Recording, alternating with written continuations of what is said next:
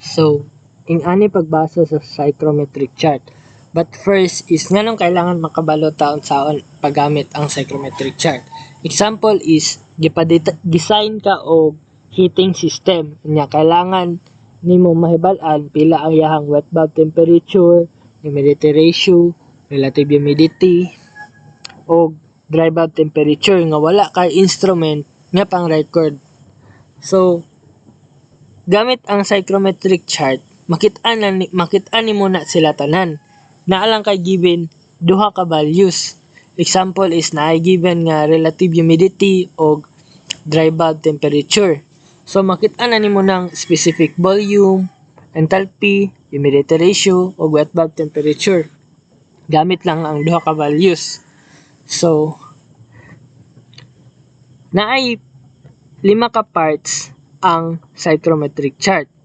So first is ang dry bulb temperature, which is kaning horizontal line nga gikan sa 0 to 50. Mao na ang dry bulb temperature.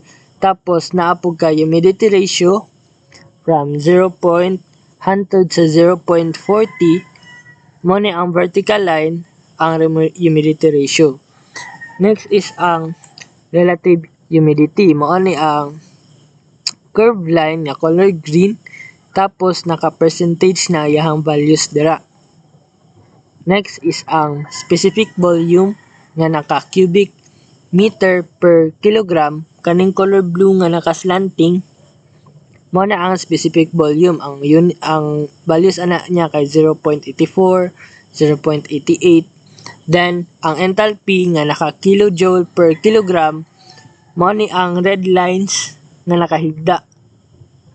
So, ni siya. Naka 30, 40, 50, 60 by 10s ni siya.